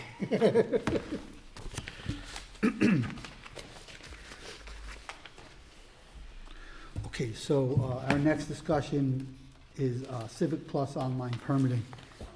We've discussed this since I've been here. I know that I've made you guys a little nuts about this, but I am definitely a little better understanding that this definitely might not be the right time. this was considered that we were gonna try to cover this with ARPA money, and it doesn't look like we have a definite answer yet. So, like Alex and Eric had said, you know, this is almost like we're trying to rush through it to use the money. And I get it. So I think that maybe we should shelf this for a while. Yeah, I think in understanding this a little better, I think it's like putting the cart before the horse. Yeah, we're implementing the time clocks to next Yeah, I'm year. all for technology and improvements, but I've seen many times when there's a rush to do them, but the foundation hasn't been laid, and then the project doesn't live up to expectations. So certainly, not that a lot of homework hasn't been done on this, but I would feel more comfortable if, you know, we were all assured that we thought it was the right time and the right path. I'll just add, I talked to Victoria yesterday, and they did a lot of work on this, so I just want to And recognize so that. did Kathy. And Kathy, Yes. yeah, especially with the ARPA money, so thank you. I know that, like I said, a lot of work went into that, and it is a good idea. Eric and I saw it, and Nick, and I think it's an option in the future, but we should spend this money now, and you have a good project for it, so. That makes Kathy happy. That leaves more money for her scanning. Yes, exactly. Scan away. Scanning, away. scan. Okay. All right, I'd like to make a motion to open the regular meeting. Second. All in favor? Aye. Aye. Okay, we have a resolution somewhere on this table.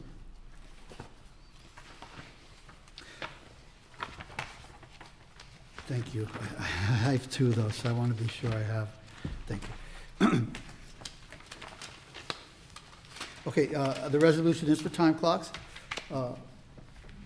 Now therefore be it resolved that the town board hereby authorizes and directs the supervisor to execute an agreement with Time Clock Plus LLC, 1 Time Clock Drive, San Angelo, Texas, 76904, in accordance with the terms set forth in quote number Q038686, and authorizes and directs the supervisor to execute a contract for timekeeping hardware and software licensing, support and services commencing on or about December 6th for a period of 60 months in a form and manner of execution satisfactory to the town attorney. So moved. Second? All in favor? Aye.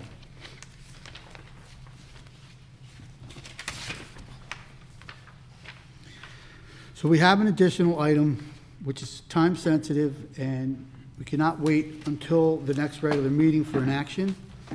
Therefore, I make a motion to waive the procedural rule prohibiting the taking up of a matter of business concerning the acceptance of a bid and award of a construction contract for the replacement of the Peach Brook culvert under Cobb Road, which is not on the published agenda for this meeting. Do I have a second? Second. All in favor? Aye. This motion to waive the rules with regard to this time-sensitive contractor matter is adopted. I move for the following resolution I move for the following resolution to accept the bid award contract for Cobb Road culvert replacement. Now therefore be it resolved that the town board of the town of Southeast hereby determines Northbrook Contracting Corporation, 7 Corporate Drive in Peekskill, New York, 10566, to be the lowest responsive and responsible bidder in connection with the project entitled Replacement of Culvert Carrying Cobb Road over Peach Lake Brook, Contract 1G, accepts the bid of Northbrook Contracting Corporation, and hereby awards the contract in the amount of $783,055 to Northbrook Contracting Corp. And be it further resolved that the supervisor is hereby authorized to execute a contract with Northbrook Contracting Corp. for the replacement of culvert carrying Cobb Road over Peach Lake Brook in accordance with the accepted bid and in a form, content, and manner of execution approved by the town attorney, and be it further resolved that the town clerk is hereby authorized and directed to forward a copy of this resolution to Northbrook Contracting Court forthwith. So moved. Second. All in favor? Aye. Thank you, everyone.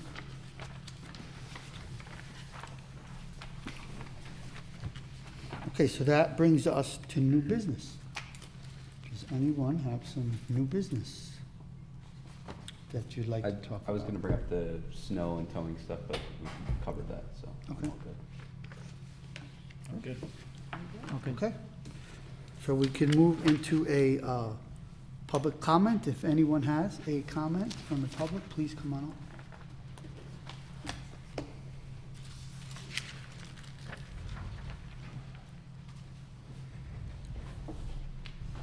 Hi, Peter Bell, zoning enforcement officer. Hey, Pete? To, I think, make it easier on the fee structure, you could use the no-show as a reinspection. We already have that. So when there is a no-show, you're gonna have to have it re-inspected, so you charge the fee at that point. That's a good idea. This way you don't have to change anything. Yeah. It's a good idea. But if we're going to re-inspect anyway, then they're not being No. fined for the, If you have an inspection schedule, that's paid for in your permit fee. oh. If you don't show for that, now you have to get a re-inspection. fee. Wow. This Very way, nice, Pete. you're covering it. Okay. we I have don't to- know who, did the changes here, but I just wanted to mention one thing that I have a lot to do with, is the permanent sign permit. We have it down as $75. That takes as much or more time than a title search. And the title search, we get $250 for residential and $500 for commercial.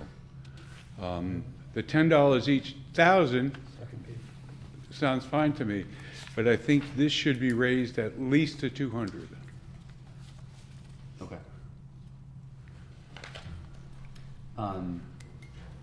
Back to Pete's first point, the reinspection, would we have to change anything and just maybe reword the permit to say, if you don't show for the inspection, there'll be an It's inspection? just like rewording the instruction sheet today, like I mentioned before. Okay, Fine. okay. Then we don't need a separate fee. Okay, that's good. Peter, signs over 5,000, do they take you any more work, or like, what's the connection between a sign cost and your fee? The smallest sign can be intricate and take a lot of time. The extra space storage, I've been working on that for a year, and they're paying $87 for the sign permit. Can I ask you, what is it that you're working on? What is it that you're working on? Just their application hasn't been complete. They needed new insurance documents. They needed, as you would remember, we had a question about the color gray that it's gonna be. It's been one thing after the other. They said they sent the check, and we don't have the check. So it's just, everything has been compounded over the last year. What about a comprehensive sign, one of those, isn't that what it's called, the multi? Pylon sign, monument sign? Yeah. No, like that- when we approve a big when we project. approve Oh, a bigger comprehensive project. sign program. Yeah. Does See, that- now we get for a sign, I think we get $75, then we refer to the ARB. The ARB gets a $200 fee just to do what they do with the sign. All I'm saying is, I just think it's It's a little too off. cheap. Yeah, that's a good point. But you think it going up based on the cost is a good thing? Yeah, it's, I agree with that. Okay. And you had a little input on the rental occupancy, or? You had talked to Pete about it. Yeah. I think that if you raise, first of all, you have you have many more residential registrations than you do accessory apartments. The residential registration is like if you have a 4-unit building, you're paying 200 for this and 150 and 150 and 150. I think if you both have them at the same amount of money and you do it for a 2-year period, I think that's the ideal thing right now. Because we must have done 1,000 to 1,200 rental registrations this year. And out of that, maybe there was 100 or 150 accessory apartments. That is a big difference. Well, they haven't been, well, never mind. That's No. for another day. Yeah, never mind. And we're still working on it. Okay, Thanks, Pete. that's good input. Thanks, Pete. Okay, thanks. Thank you. Anyone else? Robert Cullen, 560 Brewster Hill Road. Funny you talk about rental registrations. I am a renter now, and I just had my inspection done yesterday by Jerry Schrammick. It was fine. You know, it's basically a 5-minute thing, so I don't know how much you really want to charge a landlord. I mean, there's some paperwork I guess my owner had to fill out about the last time the septic was done and all that, but he basically just comes in and he checked all the fire alarms, made sure they worked, carbon monoxide alarms, he looked at the boiler, looked at the oil tank, and, you know, that's all it was. So, but I had to make an appointment and he came on time and everything, so it was fine. But it definitely would be frustrating for the town if the person's not home. I don't know if maybe the town could do like dentists do, send out a text reminder, you know, because people live busy lives and they forget it. That may help in making sure people like, oh my God, I forgot all about this, you know? Because my appointment was made like 3 weeks ago, I believe, by my landlord, and I had to change my schedule to make sure I was gonna be home, but that's maybe something that would maybe help get the tenant's information, like a text member, and then like, you know, you send out stuff about water issues or whatever, just an idea. Those systems aren't connected. We could look into it. I don't know if we have that capability currently. I mean, we can. Well, even maybe the building department secretary or something could, you know, You look have at to- the list and the day before, or we're going these houses, and, You have I don't know, it's just an idea, I'm not, Yeah, you know. you have to sign up for that, but we could look to see if there's Right. something in Municity that could do that, so when you say. Right, I'm just saying that way if people are reminded, like my dentist, I must get, I don't know if we go to the same dentist, but my dentist must send me like 4 different freaking text messages, like reminding me I have a dentist appointment, it's like, you know. He asked I me if gotta- I wanted a card, I said, no, you have to. Right, yeah, exactly, right. So, I don't know, just something I thought about. Also, as far as, I just want to thank the board, probably Eric maybe, because I know this was an issue for a while. The garbage schedules for 2025 is actually now going to the house, not to the registered owner. In the past, if you were a renter, you would never get the garbage schedule, it would go to your owner of the house.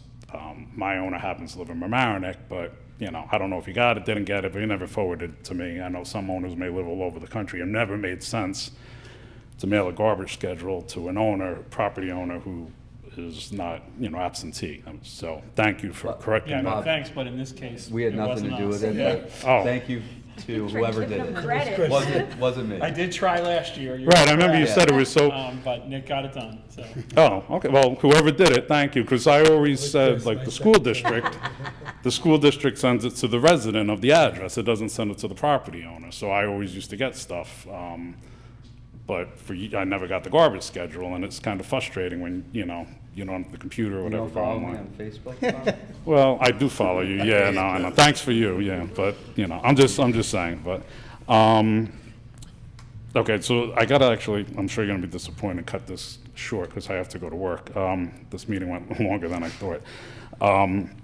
But talking about signs, the message thing that the highway superintendent wants, that's a great idea, you know, we should definitely have them, we should probably have more than one. Maybe eventually could buy one a year, whatever, but I know Mr. Seaman mentioned it a while ago. The sign here at Town Hall is really kind of falling apart. You know, so Southeast Town Hall is there forever. Maybe we can consider getting a variable message sign like Brewster Schools just got. They got a really nice sign now at the corner of Farm to Market and 312.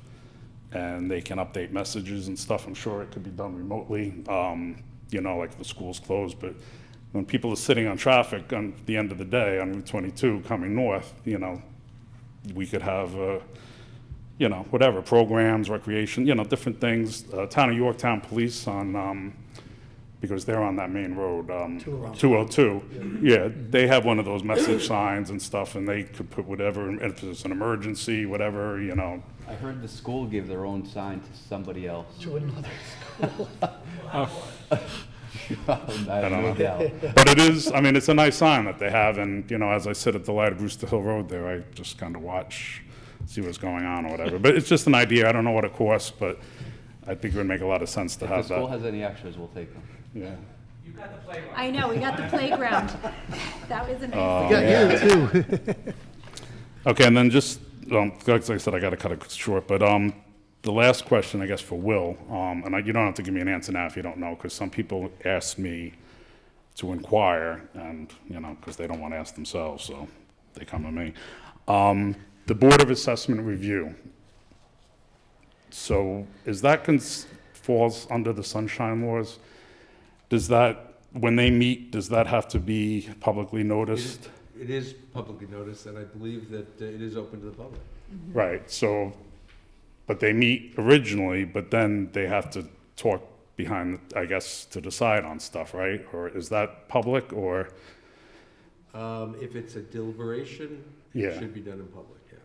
Okay. That's, unless there's a specific exemption I'm not aware of, but And if would I've done the the, research, I'll do that for you. okay, and then would the assessor be allowed to meet privately with the majority of the assessment review board? Most definitely.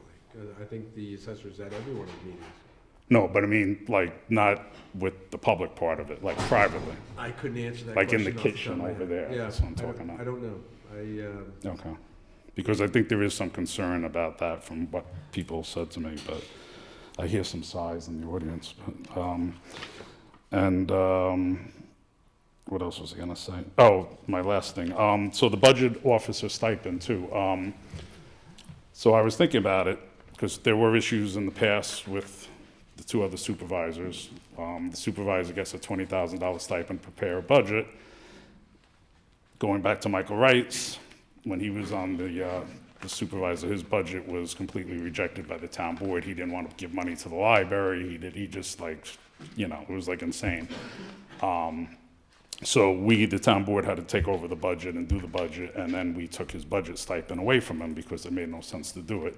I know the last year of Tony Hayes' term as supervisor, he had like a 9% increase, which was also rejected by the board, but at that point, he was already paid out for the year, put into his paychecks. And then, of course, this year, there was an issue with the budget where it was also rejected. So what I'm thinking is, maybe going forward, that the budget officer stipend is not put into your paycheck, but is a one-shot deal, bonus check, after the budget is passed. So if you guys pass a budget that the supervisor prepared and accepted it, then he could get in November or beginning of December, he could get the check for $20,000, you know, tax taken out and all that, instead of having it put in. If you guys reject his budget and come up with your own, then that money could be reallocated to baseball or something else, a lot of other programs. So just something for you guys to think about.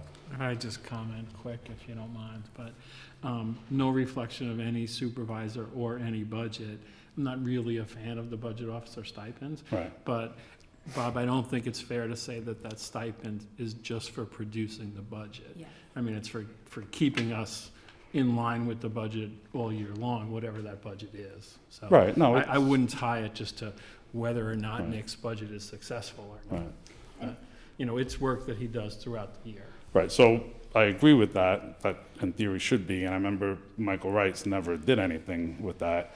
He never met the town CPA, never spoke to him. Myself and Roger Gross had to go out of the way, go to Port Chester, meet him, get the information.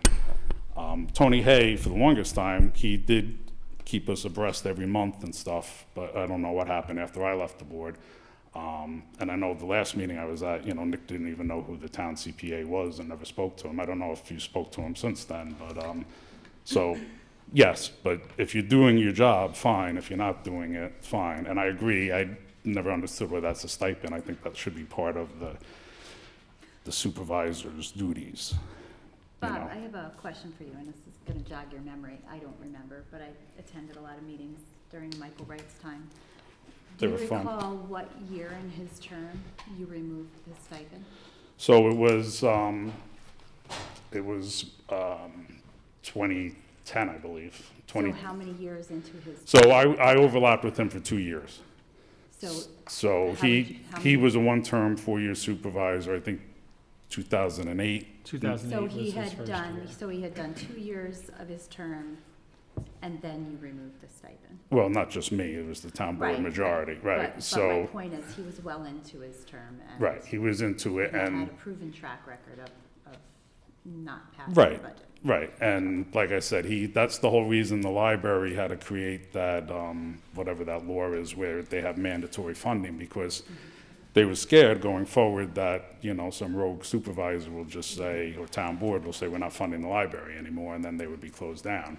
So, and that's what he wanted to do. So we then, unfortunately, then the library created that. Now they're forced to get a certain amount of money and all that. But, yeah, so for 2 years, we took his budget stipend away from it. The first 2 years, I don't know why it wasn't done, or maybe they weren't aware they could do it or whatever, but I wasn't on the board then, so.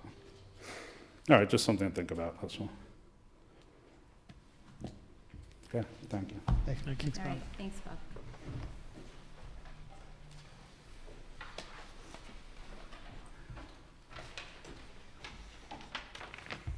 Evening all, Scott Seaman, Town of Southeast. Not only the place to sign out front for the school, every building is going to be having its own sign. So maybe if the town wanted to, I'm not allowed to speak for people, they keep telling me I'm not allowed to do that. So I'm sure if the town approached the district office and wanted information on signs, I'm sure they'd be more than happy to, Don't let you know. listen to them, Scott. Yeah, I know, and at the next meeting, they'll yell at me again. Thank you for the playground equipment. Yes, Yes, you're welcome, me I too. did it all Yeah, such a myself. good deal. Speaking of the signs, the speed thing is a wonderful thing. I'm sure we've all seen the picture of the fuel truck driving by the school bus. Just some numbers. In September, they issued over 160 violations for passing a stop bus. That was just September. There's 250 in October, and I just got the recent number. There's 442 in November. And that's just Southeast. That's just That's just Southeast? us, our 100 buses. That's unbelievable. Every day in New York State, probably over 100,000 That's unbelievable. vehicles drive by. Scott, that is under a new program, is that Yes, correct? Where that's they with do- they have the, cameras the that are camera built into company. Because I was in traffic court this afternoon, and there was a lady who said she got this ticket, and she showed me the ticket. Yeah. It was, I guess it was generated and sent to her in the mail. Yep, it's all mail. And it said it's a $250 fine. First time. So she pled not guilty, and sent it back to wherever it says on these things to do, and she goes, it's been 6 months. Yeah, I don't. And she hasn't heard anything from them. Because I know the issue, it's one company, I forget the name, but they do the whole It's in, like, country, Texas or basically. something, isn't it? They do every state. And I know there's a lot of issues on Long Island. A lot of people on Long Island are fighting these tickets. Well, And this they're is the having first time I've problems ever when it seen comes it, to you know. courts because it's a new item. And it's not a moving violation, so there's no points. It's a pure fee-based, because I guess since you're it's a not civil facing penalty. your accuser, and I believe the way it's set up in New York State is the company drives the money. So it's not even like we're getting the money, we're getting the software and the cameras on the buses, and hopefully telling people, hey jerk, stop driving by a school bus, there's children on here. Right. That's the main concept, but I'm sure there'll be Well, much this more. lady was saying, no, I was waived by, Right. I was waived by the school bus. And I Right. said, well, there was something that triggered this camera. Right. Because there's your car, and there's the stop arm, and you're going by it. Yeah, once the sign is out and the lights are on, the camera comes on automatically. And where's that data, that, the video held? Well, Is it it's all with the held, company? it goes to the company gets it, they send it to the sheriff's department, we're cut out of the loop. Okay. We just have it from the safety perspective, and we have our own cameras inside the buses that we get when we buy them for internal safety. But the outside camera is related to the Camera Pro, whatever this name of this company is. But it's just the numbers which are, That's 6 months disgustingly doesn't seem alarming. like a bad turnaround for a ticket. Right, that's, with those. I wouldn't know. I've called them, consistently, and they won't get back to me. Yeah, I have a feeling they're overwhelmed. Yeah, But it's like, and it's $250, $300, $350. It's a progressive sliding scale, so the tickets do get higher in violation. I've been fighting them for years to say I want it to be a moving violation, because if I can't go after the driver in the car, I'm just gonna write a check. I mean, our children aren't a check. There should be more to it, but I don't want to get on a Yeah, diatribe. that's all right. wow. It's a crazy number. It is 450 crazy. It is. It really is. Just some highlights of what's going on. We'd like to highlight recently the NJAROTC program, which right now, 1 out of every 5 students in the high school is a member. So we have 20% of our students in this program. It's a phenomenal program. They just placed first place in orienteering, air rifle, platoon. I mean, and for the second year we're going to an area competition. I mean, this program is taking off thanks to Master Chief and the way they're running it. But it's a phenomenal program. The kids love it, and we can't say enough good things about it. He's done some great things, Yeah. Master Chief, with that program, while he's in it, yeah. Yeah, I mean, Yes. it's a phenomenal. Giselle, My right? son did it, Yeah. and I'd love to see it getting My son better and better. Wyatt's in it. So it's really great for college, too, Yeah. yeah. In college, though, if you're in it, you're joining. Yeah. Yeah, yeah. There's none of that in the high school. Coming up on the 17th, we have a panel and public forum over at the high school in the ILC. Originally, it was going to be about the construction project, but now it's a public forum on coaches and club advisors for extracurricular activities and athletic opportunities. The community has been asking for more information about sports, and the school has responded. So I just wanted everyone to know, I'm not sure if they have reached out directly to the recreation department, because I know we do partner on that. I did ask a question about it, but I have not heard, but I'm sure if there is something going on, they will reach out directly. know what But I time? wanted the board. It's at 6:30 in the ILC. Yeah, I'll talk to Which, for Jared. anybody that doesn't know, is the library. They call it the ILC now. And don't ask, I'm not authorized to ask the rec department to attend this. I'm I'll just speak providing to Jared. information. You know why. Yeah, but if you're, You know You're a why. resident of Brewster. yeah. Yeah. Okay, I'll put my other hat on. Just some local stuff. Out of that, I would thank the supervisor last time for the zoning board. We had a member retire. We just had another member, our chairman, Tim Frost, stepped down. So I'm hoping that we have an upcoming meeting on the 16th. I could ask for the supervisor to come and show him the same respect. I think he's 27 years on his service. And I'm starting to think it's me, because I show up and these people are leaving, but just wanted to point these Yeah, out. we're very sad to hear Yes. Timmy's leaving, but he's got to do what he needs to do. Right. And once again, we thank you for your help. We want to wish everybody happy holidays, Merry Christmas. And, once we thank you for your service, and if there's anything we can do, please let us know. Thank you. Thanks, Scott. Thank you, Skip. Anyone else? Question? Come on, that whole meeting, you don't have one question? Mr. Mayor? I'll turn it over to the board. Is there any comment from the board? I don't. I would just like to mention, because it did snow this morning, it's that time of year, so please be careful, when it snows. If you got food in the fridge, you don't have to leave the house, please be careful. But thank you, everyone. I'll make a motion to close the meeting. Second? All in favor? Aye. Thank you.